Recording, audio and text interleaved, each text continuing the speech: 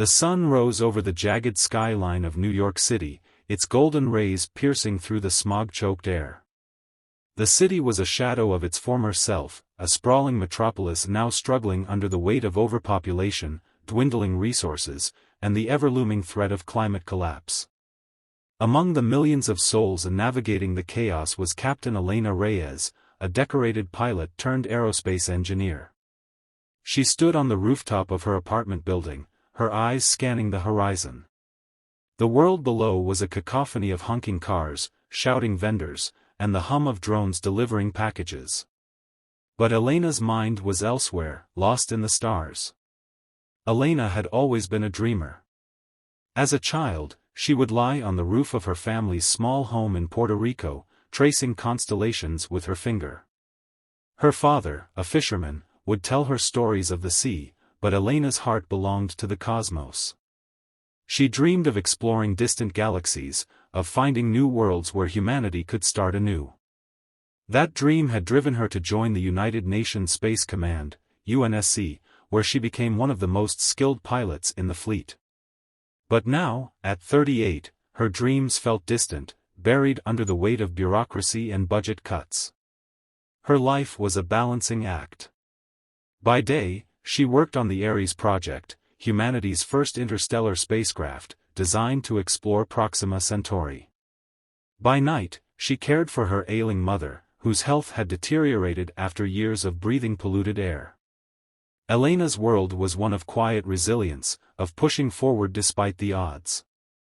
But deep down, she felt a growing unease, a sense that the fragile peace humanity had built was about to shatter.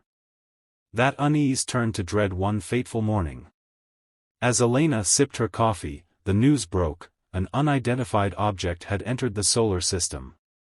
It was massive, moving at impossible speeds, and heading straight for Earth. The world held its breath as the object, a sleek, obsidian-hulled warship, entered orbit. Then, the message came. It was broadcast in every language, on every screen, in every corner of the globe. The voice was cold, mechanical, and utterly devoid of empathy. People of Earth. We are the Galactic Empire of Zorith. Your planet has been deemed a threat to the stability of the galaxy. You will surrender immediately, or face annihilation. Asterisk. The world erupted into chaos. Governments scrambled to respond, scientists debated the message's authenticity, and ordinary people clung to their loved ones, fearing the worst. But Elena felt something else, a spark of defiance. She had spent her life looking to the stars, dreaming of what lay beyond. Now, the stars had come to her, not as a beacon of hope, but as a harbinger of destruction. And she knew, deep in her bones, that humanity would not go quietly. The days that followed were a blur of panic and preparation. The Zorathian Empire gave Earth 72 hours to surrender. In response, the UNSC activated its emergency protocols, calling all personnel to duty. Elena was summoned to the Ares project facility, where the world's brightest minds were working around the clock to devise a plan. But the mood was grim. The Zorathian warship was unlike anything humanity had ever seen, its technology far beyond their understanding. It was clear that a direct confrontation would be suicide. Elena found herself in a high-stakes meeting with General Marcus Hale, the gruff, no-nonsense leader of the UNSC. Hale was a man of action, his face etched with the scars of countless battles. He had little patience for diplomacy or hesitation. "We're outgunned and outmatched," he growled, pacing the room. "But we're not out of options. The Ares project was designed for exploration, but it's also the most advanced spacecraft we have. If we can retrofit it with weapons, we might stand a chance." The room erupted into protests.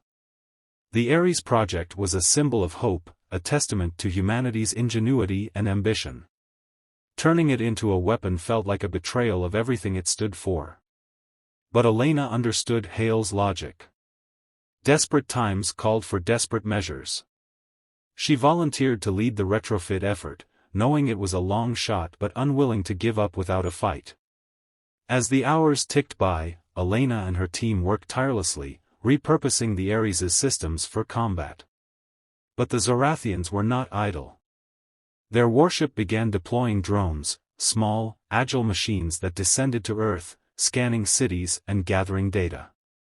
The drones were unarmed, but their presence was a chilling reminder of the Empire's power. Then, the unthinkable happened.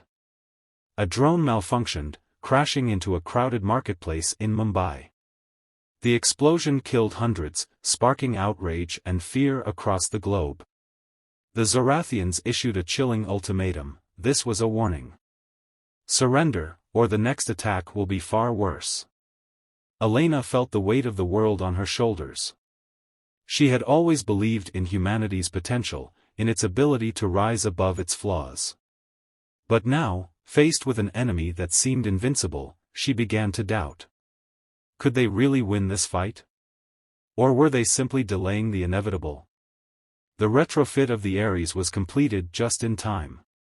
The sleek, silver spacecraft now bristled with weapons, its once optimistic mission replaced by a grim determination.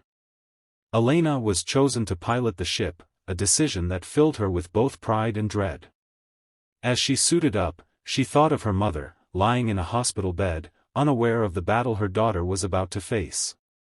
She thought of her father, who had taught her to never back down, no matter the odds. And she thought of the billions of people counting on her, hoping against hope that she could pull off a miracle. The Ares launched into orbit, its engines roaring as it ascended through the atmosphere.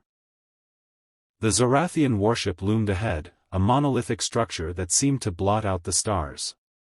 Elena's heart pounded as she approached, her hands steady on the controls. The plan was simple: disable the warship's main weapon, a massive energy cannon capable of obliterating entire cities. But executing that plan would require precision, courage, and more than a little luck.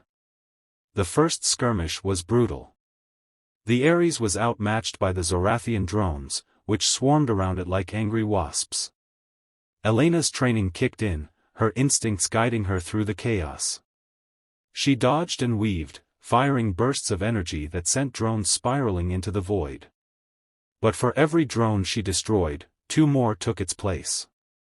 The Ares' shields were weakening, its hull battered and scorched. Elena knew they couldn't keep this up for long. Back on Earth, the world watched in breathless anticipation. News channels broadcast the battle live, their anchors struggling to maintain composure as they described the unfolding drama. In homes, schools, and offices, people prayed, cried, and held their loved ones close.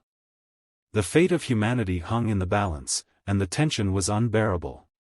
Inside the Ares, Elena's crew was feeling the strain. Dr. Raj Patel, the ship's chief engineer, worked frantically to keep the systems online. "We're losing power," he shouted, his voice tinged with panic. "If we don't take out that cannon soon, we're done for." Elena gritted her teeth, her mind racing. They needed a new plan, something the Zorathians wouldn't expect. Then, it hit her. The warship's energy cannon was powered by a massive reactor, located deep within its core. If they could disable the reactor, the cannon would be useless. But getting to it would require flying straight into the heart of the warship, a suicide mission. Elena didn't hesitate. "Prepare for a direct assault," she ordered, her voice steady. "We're going in." The crew exchanged nervous glances, but no one argued. They knew the stakes. As the Ares veered toward the warship, the Zorathians seemed to realize what was happening. The drones redoubled their attacks, their energy beams slicing through the Ares' hull. Alarms blared, and the ship shook violently. Elena's hands tightened on the controls, her focus unwavering. She could see the reactor now, a glowing orb of energy pulsating with raw power. "Hold on," she shouted, as the Ares plunged into the warship's sewer. The impact was deafening. The Ares tore through the warship's interior, its hull scraping against metal and sparking with electricity. Elena fought to keep the ship steady, her muscles straining as she navigated the narrow passageways. The reactor loomed ahead, its energy waves distorting the air around it. But just as they were about to reach it, the Ares's engines failed. "We're dead in the water," Raj shouted, his voice filled with despair. Elena's mind raced. They were so close, but without power, they were helpless. Then, she remembered something, a backup system she had installed during the retrofit. It was untested, risky, but it might just work. "Switch to auxiliary power," she commanded. "Now!" The crew scrambled to obey, their hands flying over the controls. Slowly, the Ares's systems came back online, the ship lurching forward. Elena aimed the Ares directly at the reactor, her heart pounding in her chest. This was it. The moment of truth. But as they approached, something unexpected happened. The reactor's energy waves began to fluctuate, its glow dimming. Elena realized with a shock that the Zorathians were trying to shut it down, fearing the Ares's attack. It was a desperate move, one that left the warship vulnerable. "Now's our chance," Elena shouted. "Fire everything we've got." The Ares unleashed a barrage of energy beams, each one striking the reactor with pinpoint accuracy. The reactor shuddered, its energy waves growing erratic. Then, with a blinding flash, it exploded. The force of the blast sent the Ares hurtling backward, its hull buckling under the strain. Elena fought to regain control, her vision blurred by the intense light. When the dust settled, the warship was in ruins, its once imposing structure now a smoldering wreck. But the victory was bittersweet. The Ares was badly damaged, its systems failing one by one. Elena knew they wouldn't make it back to Earth. As the ship drifted in the void, she turned to her crew, her eyes filled with tears. "We did it," she said, her voice trembling. "We saved them." Back on Earth, the world erupted into celebration. The Zorathian threat had been neutralized, and humanity had proven its resilience. But for Elena's family, the victory was tinged with sorrow. Her mother passed away shortly after the battle, her final words a message of pride for her daughter. Elena's sacrifice became a symbol of hope, a reminder that even in the face of overwhelming odds, humanity could rise to the occasion. Years later, a monument was erected in Elena's honor, a towering statue of the Ares, its silver hull gleaming in the sunlight. Beneath it, a plaque bore the words, **, to those who dare to dream, and to those who fight to protect those dreams. **. The story of Elena Reyes became legend, a tale of courage, sacrifice, and the indomitable spirit of humanity. And as the stars twinkled above, a new generation looked to the cosmos, inspired by her legacy. They knew the road ahead would be fraught with challenges, but they also knew this: as long as there were dreamers like Elena, humanity would never surrender.